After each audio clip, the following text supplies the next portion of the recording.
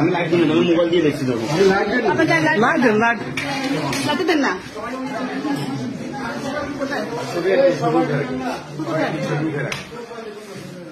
ও আল্লাহ,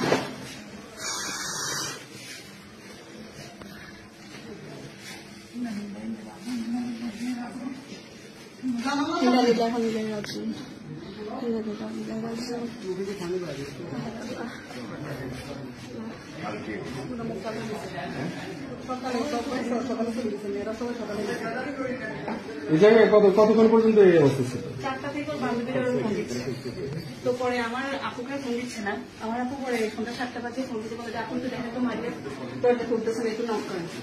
আমার ফোন এখন নক করার পরে আমাকে বলছে একটু আসতো, আর আমি আসছি। আর